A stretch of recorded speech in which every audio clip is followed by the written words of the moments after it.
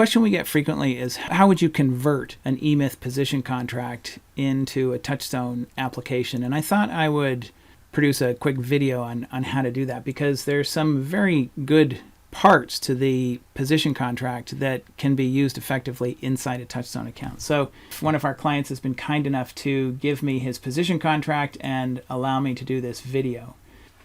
In TouchStone, I'm going to use 3 parts of the EMyth position contract. I'm going to use the result statement, or what we call the objective.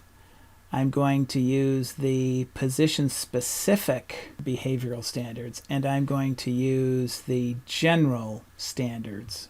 And the rest, all of these processes, these are processes that are going to have been created in TouchStone and linked to this box for this position on the org chart. So we don't have to use these in TouchStone. That's all built automatically. And additionally, on the position contract, you have the positions that report to this position, and that's all in TouchStone by virtue of where this position sits on the organizational chart. First thing I would do is I would take this result statement and I would copy this into the objective for the tasting area team manager position in TouchStone. So if I open up Greg's TouchStone account, I would go to the org chart and I would find his tasting area team manager right here. I'm going to take what he's got here and I'm going to copy it and I'm going to paste it in here. Okay, and so the next thing on a position contract are position specific standards. So these are standards that are specific to the tasting area team manager. We can grab them all and copy them and we paste them here. Now we have the objective and the position specific standards, and all of this content now appears at the top of the job description. Okay, so now we've dealt with the objective for the position. We've dealt with the position specific standards. The third piece are the general standards, or the company-wide standards that are for everyone in the company. It's what everyone in the company is held accountable to. What we're going to do here is we're actually going to create a process called company-wide standards, or general standards, whatever you choose, and we're going to make it public so it appears on everyone's dashboard. I'm going to come in here and I'm going to grab these standards and I'm going to copy them. Then I'm going to come back to Greg's TouchStone account and I'm going to go up to the 4 key functions and I'm going to go to guiding the business. So I'm going to create a process called Companywide Standards and I'm going to put it under management. Click Save Process. And then I'm going to come here and I'm going to create a document, use the document tool.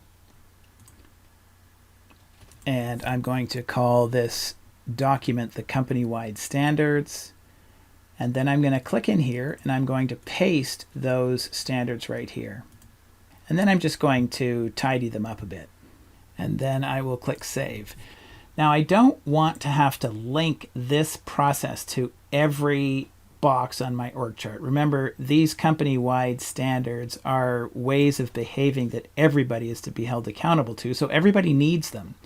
This is what we would call a public process. So I'm going to click this box right here, and I'm also going to mark it as completed because it's basically what I want. When I mark this as public, it means that I do not have to go and link it to everybody's job description. It's going to show up on everybody's dashboard right here. So now when someone logs in, they will see the company-wide standards. They can click here.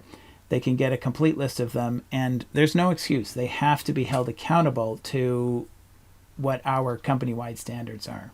Okay, the last thing we want to do is let's use this position contract to hire people.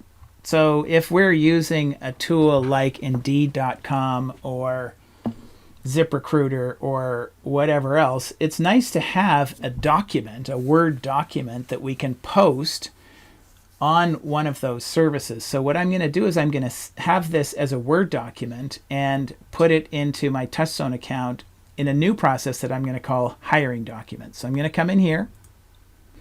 I'm going to put this new process under running the business in the subcategory called human resources. I'm going to call the process hiring documents, and I'm going to create an objective that says something like use these Word documents to post positions on Indeed.com, if that's the service that I'm using. And then I'm going to upload the position contract for every position that I've got in the company, or every position contract that I wrote. So I'm going to come in here and I'm going to create a hiring document for Tasting Area Team Manager. And I'm going to go grab that PDF file right here and hit Create File. And now I know exactly where that Word document is when I go to rehire a Tasting Area Team Manager. It's under Human Resources, under my hiring documents, and I'm probably going to want to link this to the person or persons who are doing hiring. So in this case, the tasting room team manager is probably hired by the general manager of DTC operations. So I would probably link that to that position as well.